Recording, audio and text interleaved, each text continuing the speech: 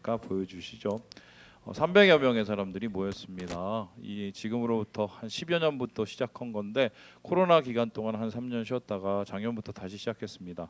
일명 한강 멍때리기 대회 이것이 있었었는데 대회 규칙은 이렇습니다. 90분 동안 마음껏 멍을 때리다가 거기서 남은 사람들을 중심으로 승자를 뽑는 겁니다. 그런데 어떻게 승자를 뽑느냐? 일단은 심박수를 이렇게 따집니다. 그래서 심박수가 낮은 사람 그리고 그 시간 동안에 딴짓을 하거나 아니면은 좀 눈이 감기거나 좀 이러면 바로 탈락. 그리고 나서도 사람이 남잖아요. 그럼 어떻게 하냐? 그 옆에 보는 사람들 있죠. 저 사람들이 이제 투표를 해갖고 1등을 뽑습니다. 그렇게 해서 뽑힌 사람이 누구냐면 권소아 씨예요.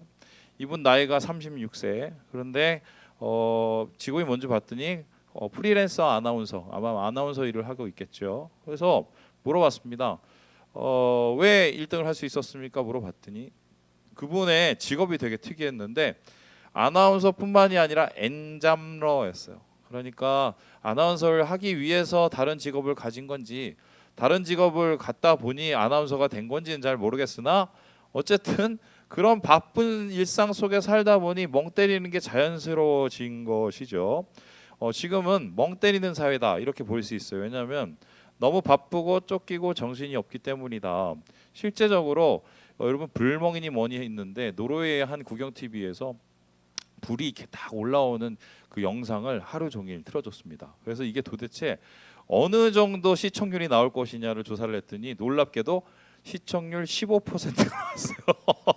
이렇게 사람들이 이런 상황 속에서 살고 있는데 이런 대회들을 왜 만드냐 물어봤더니 아무것도 하지 않는 것에 가치를 찾고 싶었다. 너무 우리가 정신이 없이 산다는 것이죠. 실제적으로 멍 때리는 것에 유익이 있다고 하는데요. DMN이란 말 여러분 들어보셨는지 모르겠는데 이게 뭐냐면 우리가 머리를 좀 리셋시키면서 다시 생각되는 이게 네트워킹이 회복되는 방법이래요. 그래서 이렇게 잠시 머리를 멍 쉬게 되면은 뭐 기억도 돌아오고 센스도 다시 세워지고 판단도 다시 이렇게 좋아진다고 그래서 이 멍 때리기가 요즘에 나오고 있는데 근데 이런 멍 때리기 과연 이 시대를 지나서 10년 전, 20년 전, 30년 전 가면 과연 그때도 그랬을까? 그림을 하나 보여주시죠. 여러분은 이걸 보신지 모르겠지만 저는 영화 보기 전에 예전에 극장 가면 이거 항상 봤습니다. 이거 아시는 분은 저희 세대고 여기 있으면 안 돼요. 이게 뭐냐면 수출 금자탑이라고 혹시 들어보신 분? 이게 1977년도 사진인데요. 그 당시에는 목표 지향적 사회였어요.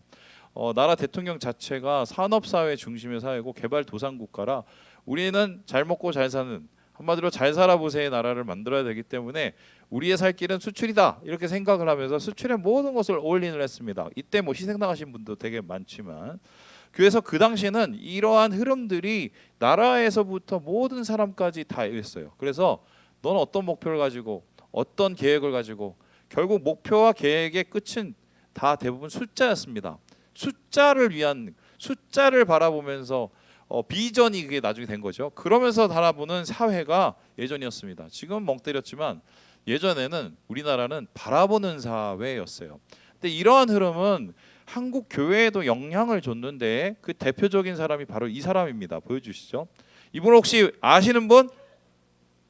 잘 없죠. 우리 세대는 되게 유명한데 이분이 그 유명한 조용기 목사님입니다. 여의도 순복음교회는 아시나요? 예. 우리나라에서 제일 큰 교회죠. 지금 조금 바뀌기도 했지만 거기 어떻게 생겼냐면은 저기 뭐 대조동인가요? 저기서 천막교회로 시작을 했습니다. 천막에서 사람들이 모여서 그래서 요즘에도 가끔씩 어떤 분들이 뭐 교회당에 뭐가 중요합니까? 천막으로 치면 되죠. 옛날 소리예요. 그런데 그렇게 시작을 해서 정말 세계 최대의 교회를 세웠습니다. 근데 이분이 어떻게 이렇게 목회를 성공할 수 있었느냐? 이분이 가지고 있는 독특한 기도 철학 때문에 그런데요. 그 기도 철학을 이 바라봄의 법칙이라고 합니다. 이분이 설교에서 이렇게 얘기를 했어요. 띄워주실까요? 제가 한번 해볼게요. 믿음이란 우리 마음에 없는 것을 있는 것처럼 그림을 그려놓고 항상 바라보는 것입니다.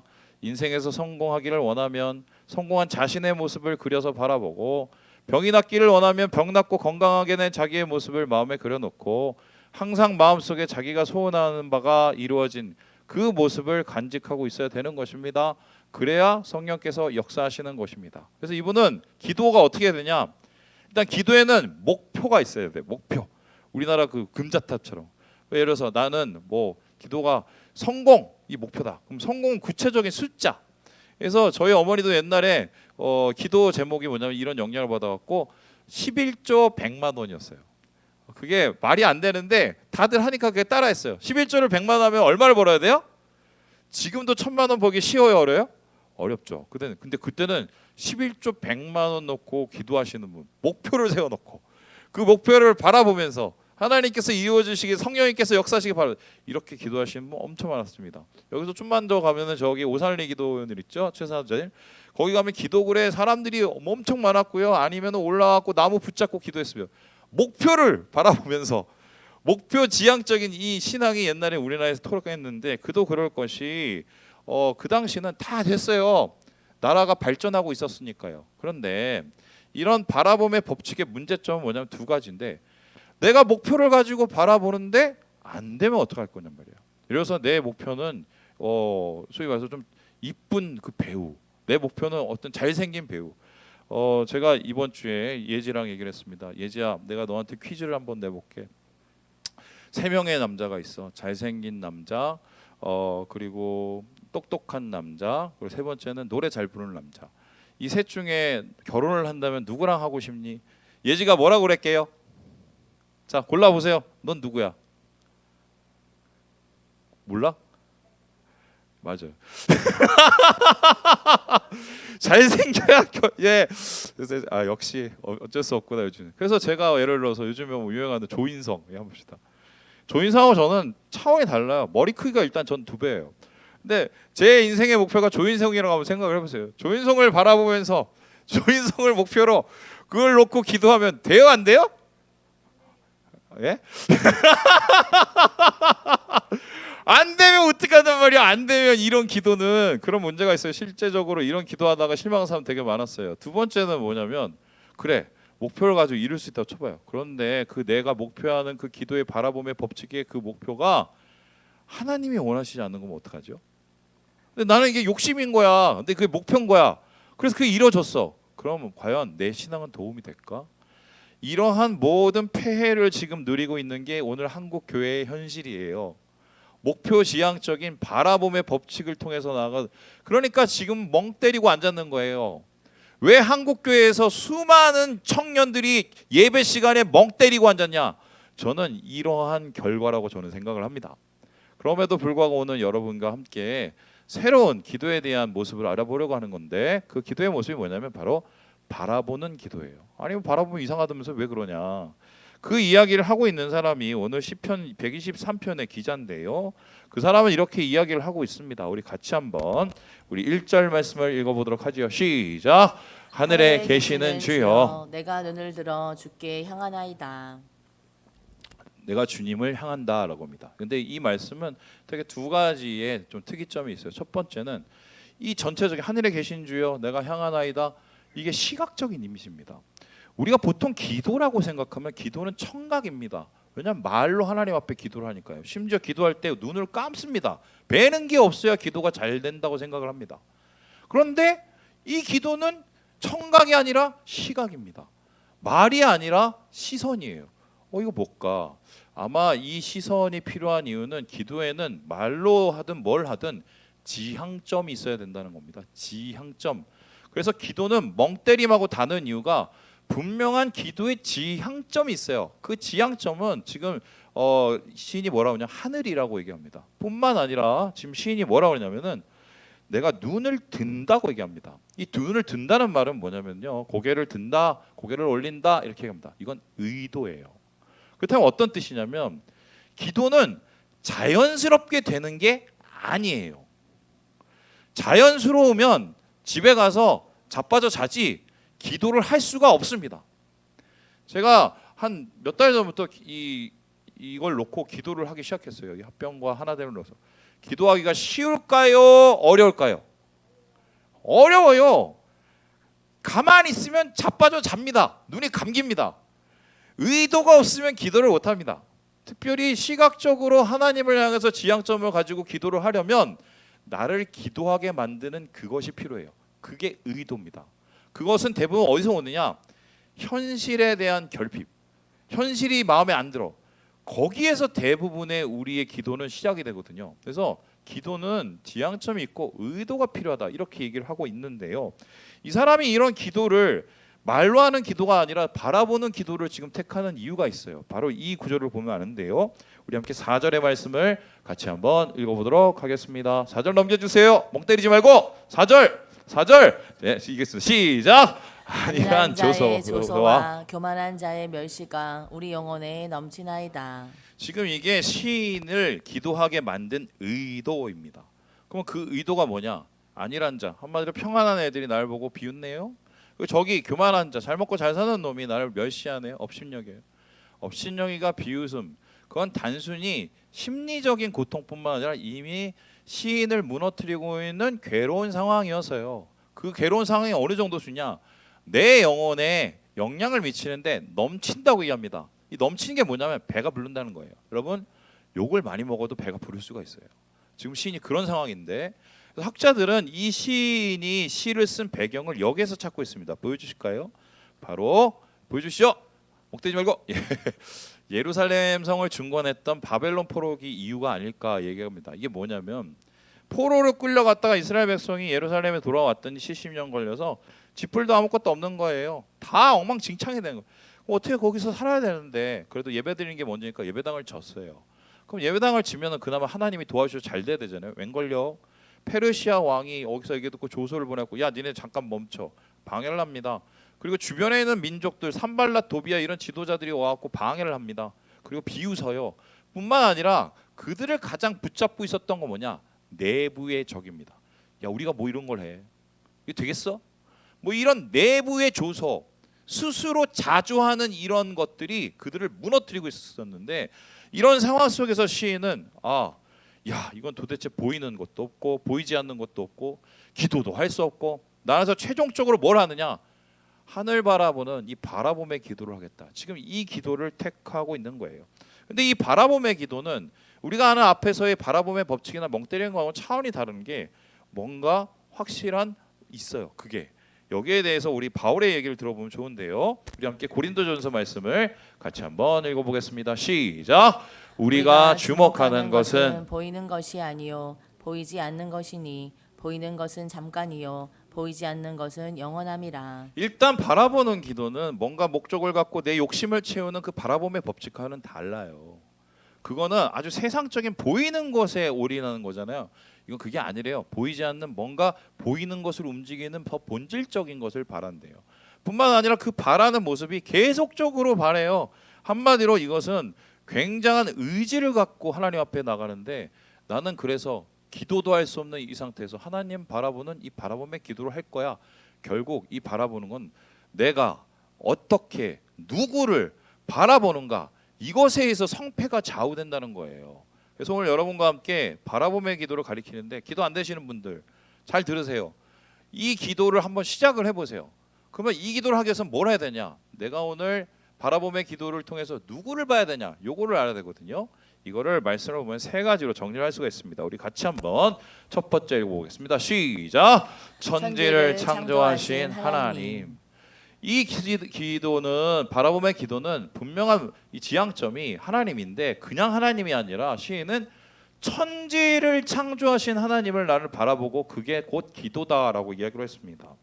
예, 시편 120편에서 134편까지는 성전에 올라가는 노래로 이 15편이 세트예요. 이 세트에는 하나님을 눈을 들어 바라본다는 표현들이 있는데요. 그 중에 하나가 121편입니다.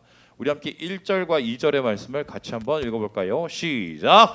내가 산을 향하여 눈을 들리라. 나의 도움이 어디서 올까? 나의 도움은 천지를 지으신 여호와에게서로다. 121편의 시인도 지금 123편의 시인과 똑같은 상황, 황당한 상황, 보이는 것도 보이지 않는 것도 없는 그런 상황 속에 있었습니다. 그런데 그때가 눈을 듭니다. 바라보며 기도를 합니다. 기도가 너무 안 되니까요. 근데 그렇게 바라보며 기도를 할 때 누구에게 기도합니까? 천지를 지으신 여호와께. 왜 그렇다면 여러 가지 방법 중에 천지를 지으셨다고 얘기했을까? 여러분, 천지를 지었다는 것은 무에서 유를 만드셨다는 겁니다. 자, 그럼 제가 질문해보겠습니다. 세상에 지금 수많은 발명가들이 있습니다. 수많은 과학적 발견들이 있었습니다. 무에서 유를 창조한 사람이 있나요? 대부분 유에서 유를 창조한 거 그냥 100%예요. 그러면 하나님만이 무에서 유를 창조하신 거, 이건 뭐냐면 급이 다른 거예요. 그래서 천지를 지으신 하나님을 바라본다는 건 어떤 뜻이냐면, 하나님, 내 능력은 없어요. 자꾸 작아져요. 주변에 있는 사람의 능력은 자꾸 높아져요. 근데 그 능력으로 날 괴롭혀. 와, 이건 뭐지? 뭐지? 그럴 때 탄식하고 비탄에 잠기지 않고 시인은 그 능력 이외의 능력이신 진짜 능력 갑이신 하나님을 바라보겠다는 거예요. 그러면 그냥 하나님을 바라본 게 아니라, 하나님, 능력이 많으신 하나님, 죄보다 능력이 많으신 하나님, 이 괴롭히는 상황보다 더 능력이 많으신 하나님, 나는 그런 하나님을 바라봅니다. 그런 하나님의 능력을 나는 구합니다. 이러고 있는 거예요. 이에 대한 이 실제적인 예가 있는데요. 여러분, 출애굽하고 나서 하나님께서 이스라엘 백성을 그냥 가나안으로 안 돌리시고 광야에서 40년을 돌렸습니다. 그 이유가 뭘까요? 보여주시죠. 이걸 보면 알아요. 하나님께서 광야에서 이스라엘 백성을 돌리신 이유는 딱 한 가지예요. 쥐뿔도 없어서 그래요. 보세요. 광야에 가면 보이는 건 딱 두 가지예요. 땅과 하늘밖에 없어요. 땅을 보면 아무것도 없어요. 하늘을 보면 하얘요. 뭐 어떻게 해요? 그런데 그때 아무것도 없으니 하늘만 쳐다봅니다. 그럼 어떻게 되나요? 갑자기 아침에 보니까 만나가 떨어져요. 갑자기 추워 죽겠는데 하늘을 봐요. 막 불기둥이 생겨요. 구름 기둥이 덮어서 그 열기를 식혀요. 쥐뿔도 없는데 하늘을 보니까 이게 되네? 이거를 가르치려고 40년을 돌이켰어요. 그러면 하나님께서 이스라엘 백성을 광야 40년 동안 뭘 하냐? 하나님 바라보는 법을 가르치는 거예요. 여러분, 지금 여러분 상황 속에서 쥐뿔도 없고 아무것도 없고 안 되고, 그때는 천지를 지으신 하나님을 바라봐야 돼요. 천지를 지으신 하나님, 능력 위에 능력을 가지신 하나님, 그 하나님을 바라볼 수 있는 그 자리가 기도의 자리고, 그 하나님을 바라보는 그 시선이 바로 기도다. 오늘 시인은 우리에게 이렇게 이야기하고 있습니다. 그렇다면 두 번째로, 이 바라봄의 기도 어떻게 해야 될 것인가, 무엇을 바라봐야 될 것인가, 우리 같이 한번 읽어보도록 하겠습니다. 시작.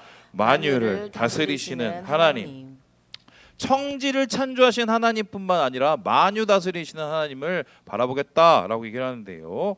여기서 만유라는 단어가 어렵지 않아요. 이게 영어가 뭐냐면 all입니다. 그러니까 이 모든 것, 모든 우주, 모든 열방, 모든 사람, 내 모든 인생을 다스리시는, 손을 붙잡으시는 하나님을 바라보는 게 난 기도다라고 얘기를 하고 있어요. 우리 함께 2절의 말씀을 같이 한번 읽어보도록 하겠습니다. 시작. 상전의 손을 바라보는 종들의 눈같이, 여주인의 손을 바라보는 여종의 눈같이 우리의 눈이 여호와 우리 하나님을 바라보며 우리에게 은혜 베풀어 주시기를 기다리나이다. 시인은 지금 자기가 하나님을 향해서 바라보는 이 바라봄의 기도를 비유적으로 표현합니다. 어떤 표현? 자기 주인을 바라보는 종이라고 얘기합니다. 그 시선이라고 얘기해요.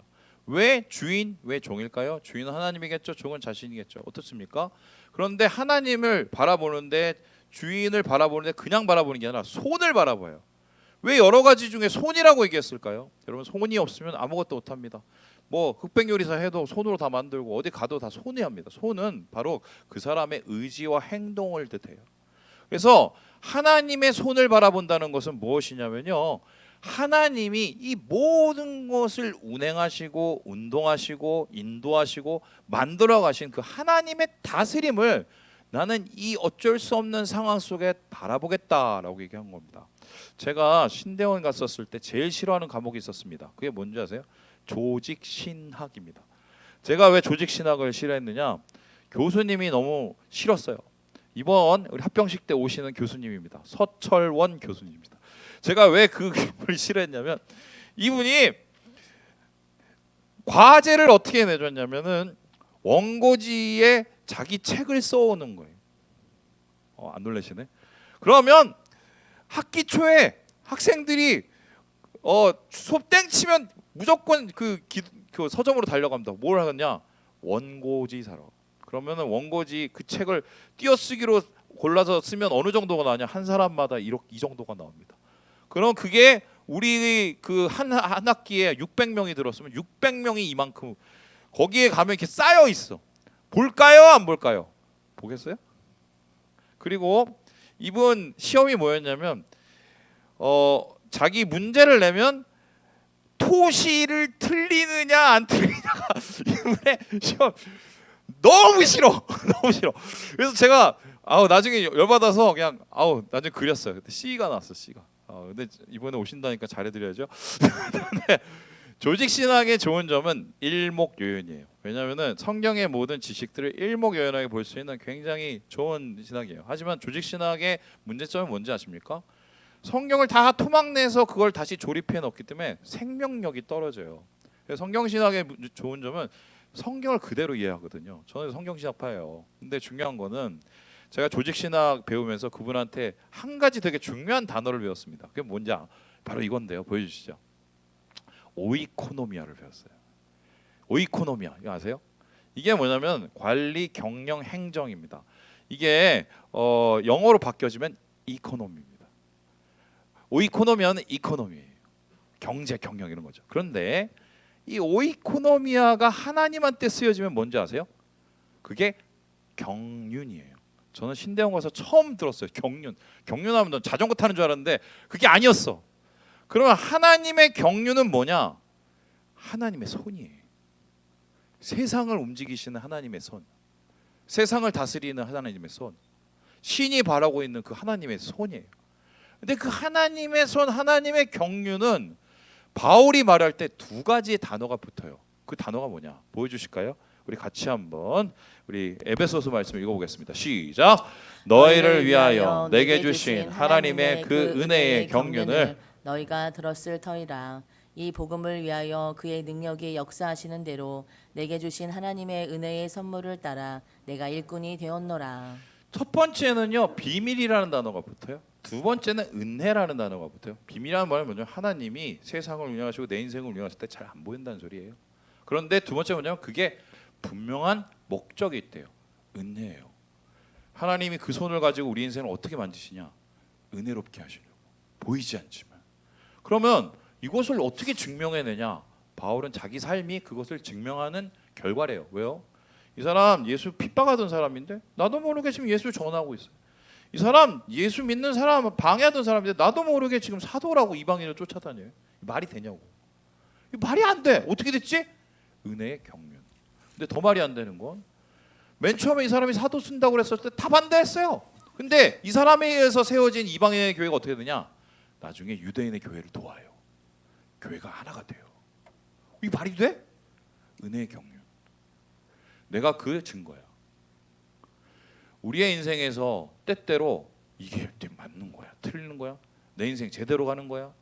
막 복잡할 때가 있습니다. 그때 뭘 해야 되냐? 바라봐야 돼. 은혜의 경륜. 하나님의 손. 나는 잘 모르나 내 인생을 인도하신 그거를 바라보는 게 뭐다? 기도다. 지금 성경을 통해서 우리 시인이 우리에게 얘기하고 있다. 자, 그렇다면은 마지막으로 시인이 말하고 있는 이 바라봄의 기도는 무엇일까? 우리 같이 한번 읽어보도록 하겠습니다. 시작. 긍휼을 베푸시는 하나님, 천지 창조하시는 능력의 하나님 뿐만 아니라 내 인생을 운동하시고 인도하시는 이 경륜의 하나님, 그리고 나는 내게 긍휼을 베푸시는 하나님을 바라보겠다라고 합니다. 예, 우리 함께 우리 3절의 말씀을 같이 한번 읽어보도록 하겠습니다. 시작. 여호와여 우리에게 은혜를 베푸시고 또 은혜를 베푸소서. 심한 멸시가 우리에게 넘치나이다. 지금 은혜 베풀어 달라고 하나님 앞에 두 번이나 얘기합니다. 이거를 라틴어로 바꾸면은 끼리에 엘레이선이에요. 따라해볼까? 끼리에 엘레이선. 다시 이거 되게 중요한 거야. 끼리에 엘레이선. 이게 뭐냐? 끼리에는 주여, 엘레이선은 자비를 베푸소서. 이거 어디서 가서 얘기해 보세요. 되게 유식한 사람이라고. 다시 끼리에 엘레이선 해봐. 하나님 앞에 제일 좋은 기도예요. 끼리에 엘레이선. 이거를 두 번이나 얘기하고 있어요. 그런데 그렇게 능력도 많고 세상을 운영하시는 그 하나님이 나하고 관계가 어떻게 되냐? 나를 불쌍히 여기신대요. 그게 긍휼이야. 여러분, 긍휼을 얘기할 때 꼭 떠오르는 단어가 하나 있습니다. 그게 뭔지 아세요? 하나님의 긍휼, 아버지. 아버지라서 우리를 불쌍히 여기시는 거예요. 제가 지난번에 어느 교인한테 질문을 받았습니다. 목사님, 그래서 예지가 이뻐요, 요셉이가 이뻐요 물어봤습니다. 예. 엄마가 좋아, 아빠가 좋아 이후로 가장 심각한 질문이었는데 제가 그 질문에 제 입장을 또 솔직하게 얘기했어요. 예지를 보면 그냥 웃음이 나와. 솔직히 그래요. 요즘에는 좀 힘들지만 그래도 웃음이 나와. 요셉이를 보면 마음이 좀 짠해. 이유를 잘 모르겠어. 그냥 짠해. 이번에 요셉이가 이제 마치고 미국을 가는 그 전날이었는데 자고 쿨쿨 자고 있는 모습을 보는데 뭔가 짠한 게 있어. 짠한 게 도대체 모르겠어요. 그래서 이게 무슨 뭐 DNA가 나를 땡기는 건지 아니면 피가 땡기는지 모르는데 짠해, 짠해. 뭔가 짠해. 뭘 해주고 싶어. 그게 국률이에요. 남자도 이걸 느끼는데 여자 우리 어머니들은 어떻겠어요? 어머니들이 여러분한테 맨날 속잖아. 긍휼이에요. 하나님이 우리를 그렇게 여기세요. 천지를 창조하시고 세상을 다스리신 하나님이 우리를 그렇게 여기신다니까. 이에 대한 대표적인 예가 있어요. 바로 이 사람입니다. 보여주시죠. 이 여자를 아시는지 모르겠지만 하갈이라는 여자입니다. 이 하갈이 누구냐면 아브라함의 첩이었어요. 원래 이 여자는 애굽에서 살다가 그냥 어찌어찌 해갖고 사라를 따라서 나온 여자입니다. 그런데 어느 날 사라가 야, 내 대신 네 남편 방에 들어가. 우리 남편 방에 갔더니 씨밭이가 됐어요. 애를 낳았어요. 내 인생 좀 피나 했더니 어느 날 사라가 이 여자를 붙잡고 너 나가 싸우기 시작을 합니다. 예전도 그렇지만 지금도 가정은 남자들이 이끄는 게 아니라 누가 이끈다? 여자들이 이끈다. 아브라함은 마음이 온유한 사람이라 머리가 아픈 거야. 기도를 했어요. 하나님, 이 여자들이 죽도록 싸우는데 어떻게 됩니까? 그때 하나님께서 내가 알아서 할 일이고 일단 내보내 이랬어요. 그런데 내보낼 때 어떻게 내보냈냐? 뭐 보따리 한참 싸놓고 뭐 금 은딱지 해서 내보낸 게 아니야. 물 한 부대, 떡 한 조각. 말이 돼요? 이럴 수밖에 없는 게 그 당시의 풍습이에요. 쫓았어. 얘도 쫓아도 됩니까? 내가 알아서 한다니까. 사실 그때까지 하갈은 하나님이 누구신지 정확하게 모르는 여자였어요. 애굽에서 살았으니까. 애굽시 성겼겠지. 광야를 갑니다. 쥐뿔도 없죠. 떡 떨어집니다. 물 떨어집니다. 어떻게 해요? 애는 죽어가죠. 이렇게 울어요. 하늘을 쳐다보면서 울어요. 그런데 그때 어떤 일이 일어나느냐? 이 어머니의 울음 때문에 우리 같이 한번 창세기 말씀 읽어볼까요? 시작. 하나님이 하갈의 눈을 밝히셨으므로 샘물을 보고 가서 가죽 부대에 물을 채우다가 그 아이에게 마시게 하였더라. 애가 불쌍해서 나 죽는 것보다 애가 불쌍해서 울었는데 긍휼이죠. 하나님이 그 여인의 눈물을 보시고 긍휼을 베풀어 주세요. 그때 갑자기 그 하늘을 바라보는 시선이 밝아지더니 주변에 샘인물이 보여. 샘을 길렀어요. 거기서 끝나는 게 아니에요. 하나님께서 이를 축복해 주셔서 큰 민족을 만들어 주세요. 하나님의 긍휼의 치는 어디냐? 하나님과 상관이 없고 심지어 아브라함의 실수로 태어난 가족들까지 보호해 주실 정도예요. 어머니 눈물, 긍휼. 우리에게 향하신 하나님 마음. 사실 제가 오늘 이 말씀을 준비하게 된 결정적인 계기가 있습니다. 제가 요즘에 진짜 아침에 새벽에 눈을 5시 정도에 뜨면 눈곱 떼고 얼굴 씻고 나오지 않습니까? 교회 나오면 밤 10시예요. 내가 뭘 했는지 모르겠어. 뭘 해? 왜 계속 했는데 밤 10시야. 집에 가면 또 엎어 자. 수요 설교도 되게 중요하니까 준비해줘. 뭘 한 달 전부터 준비를 하긴 했지만 힘들어요. 근데 제일 중요한 건 또 주일도 해야 되잖아요. 새벽도 해야 되잖아요. 새벽은 묵상하면서 한다 치는데 도대체 이 주일 설교가 떠올라야 되는데 목요일까지 목요일에 또 놀러 갔다 왔어요. 어르신들하고. 아무 생각이 안 드는 거야. 아무 생각이.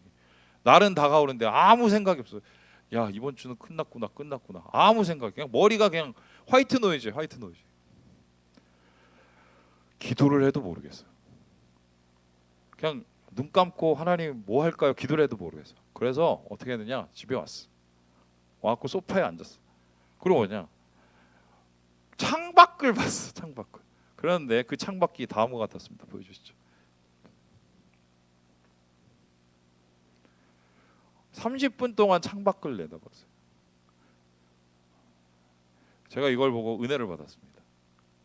은혜가 느껴지세요? 뭐가 느껴져? 아무것도 없구만. 뭐가 느껴져? 제가 이게 왜 은혜가 된 줄 아세요? 저 굴뚝 때문에. 우리 집 앞에 굴뚝 있거든요. 나쁜 굴뚝이야. 왜냐면 거기서 막 유해물질 나와. 그 굴뚝에 뭐가 나오면은 막 한마디로 그냥 막 매캐해 냄새가 막. 나 굴뚝 싫어해. 조직 씨나 굴뚝 싫어요. 근데 저 굴뚝에서 연기가 막 나는데 연기가 일로 갔다가 절로 갔다가 앞으로 왔다가 뒤로 갔다가 하는 거예요.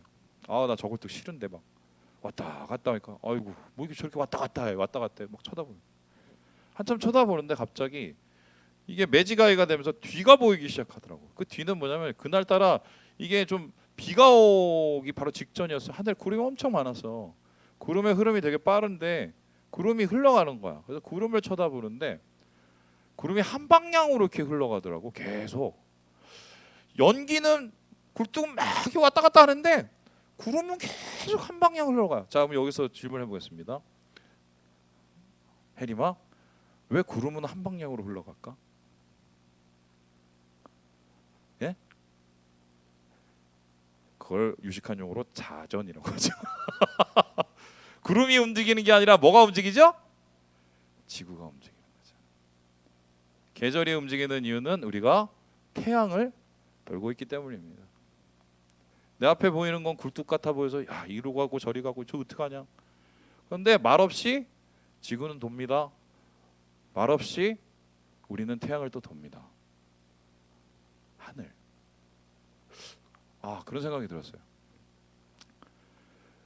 신앙은 굴뚝을 보는 게 아니라 그 뒤에는 하늘을 보는 거구나.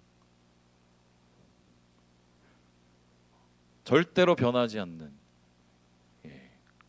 하나님의 운행하심, 경륜, 그것을 지으신 하나님, 나를 불쌍히 여기시는 하나님. 그게 기도예요. 기도가 안 된다고요? 하늘을 보는 거야.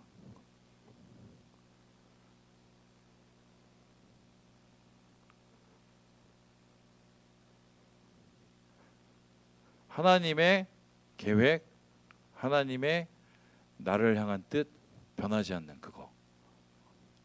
그것을 보고 내 마음에 자리매김을 다시 하는 게 그게 기도예요. 그게. 말씀을 마칩니다. 사랑하는 여러분, 바라보는 것이 기도입니다. 굴뚝만 보지 마시고 그 뒤에 있는 하늘을 보세요. 그 하늘 뒤에 있는 주님의 손을 보세요. 그게 우리가 하나님의 은혜로 오늘을 다시 자리매김할 수 있는 방법이다. 주님 안에서 이런 큰 바라봄의 능력을 누리시는 우리 사랑하는 우리 형제 자매들 되시길 주님의 이름으로 축원합니다.